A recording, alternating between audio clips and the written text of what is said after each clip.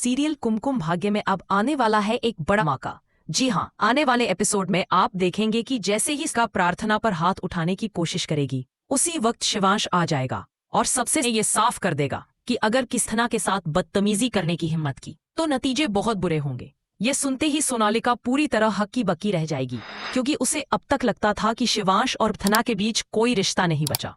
लेकिन हकीकत तो ये है कि दो आज भी एक दूसरे से बेपनाह मोहब्बत करते हैं और अब उनके लिए लड़ाई तक करने का है।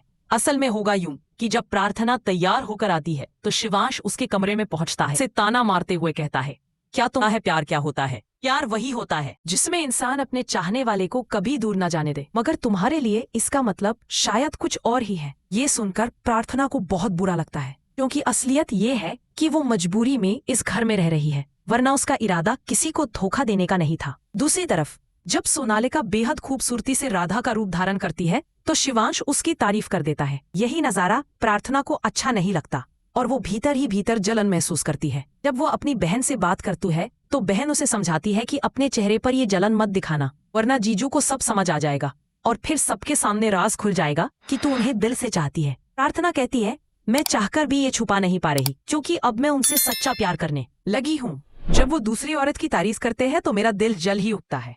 इसी बीच शिवांश भी प्रार्थना से सीधे पूछ बैठता है कि जब मैं सोनालिका की तारीफ कर रहा था अब तुम जलन क्यों खा रही थी? प्रार्थना तुरंत जवाब देती है, आपको गलतफहमी हो रही है, मैं यहाँ सिर्फ एलुमनी के लिए हूँ।